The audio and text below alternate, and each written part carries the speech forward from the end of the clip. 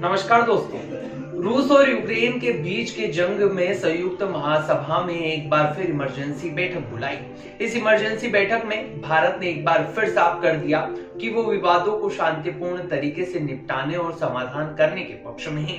संयुक्त राष्ट्र में भारत के स्थायी प्रतिनिधित्व करने वाले टीएस त्रिमूर्ति ने 11वें आपातकाल में के विशेष सत्र में कई अहम बातें भारत के पक्ष में रखते हुए कई अहम बातें बोली। उन्होंने कहा है कि नई दिल्ली का दृढ़ और विश्वास है कि कूटनीतिक तरीके से युद्ध का रास्ता निकलने वाला है। इसके अलावा हमारे पास कई सारे विकल्प हैं। टीएस त्रिमूर्ति ने यूक्रेन में फंसे भारतीय छात्र का भी मुद्दा यूएस के सामने उठाया और कई अहम बातें बोली।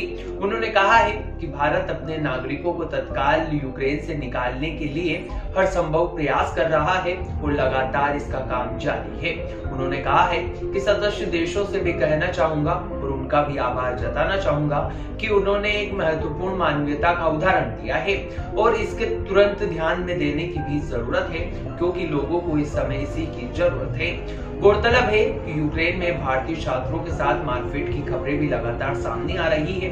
भारतीय में प्रतिनिधित्व करने वाले उन पड़ोसी देशों को भी ध्यान देना चाहिए जिन्होंने इंडियन स्टूडेंट को बाहर निकालने में मदद की है, ऐसा कहना है टीएस त्रिमूर्ति का। उन्होंने कहा है कि सीमाएं जिन देशों ने खोल दी है उनका भी शुक्रिया अदा।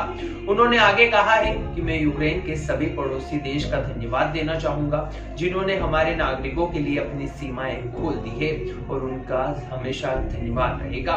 और हमारे मिशन के साथ साथ उन्हीं कर्मियों का भी शुक्रिया अदा जिन्होंने हमारे लिए सुविधा उपलब्ध कराई।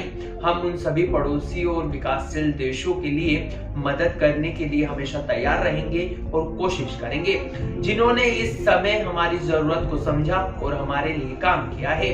वहां इस बैठक में यूक्रेन ने रूस के कई आरोप भी लगाए हैं। यूक्रेन के प्रतिनिधित्व करने के लिए जो राजदूत पहुंचे थे उन्होंने रूस को झूठा ठहराया और कहा है कि देश को हमारे आंसू देखना चाहिए, ना कि रूस की मक्कारी देखना चाहिए। सभी देश को हमारा दर्द महसूस करना चाहिए। अब हमको आपकी मदद की जरूरत है। उन्होंने कहा है कि रूसी सेना हमारे देश पर कहर बरपा रही है, उसे रोकने की जरूरत है।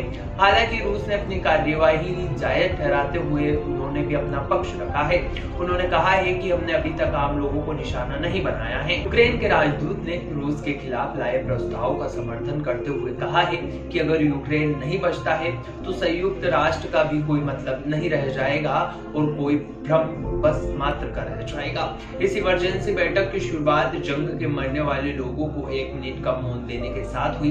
इसके बाद संयुक्त राष्ट्र महासभा के महासचिव एंटोनियो ने रूस को जमकर लताड़ लगाई। उन्होंने कहा है कि लड़ाई में हर हाल में बंद होना बेहद जरूरी है। बस बहुत हो गया। सेना को वापस अपने बंकरों में जाने के लिए रूस को नेताओं को आदेश देना चाहिए और इसको शांतिपूर्ण तरीके से निपटने के लिए ध्यान देना चाहिए। हर हाल में नागरिकों की रक्षा करना बेहद जरूरी है। अब देखना यहाँ होगा कि यूएस की आपातकाल बैठक के बाद में क्या रूस अपनी सेना को वापस बंकर में जाने का आदेश देती है या फिर नहीं, या फिर आने वाले दिनों में यहाँ युद्ध और तेज होने की आसार नजर आ रहे हैं।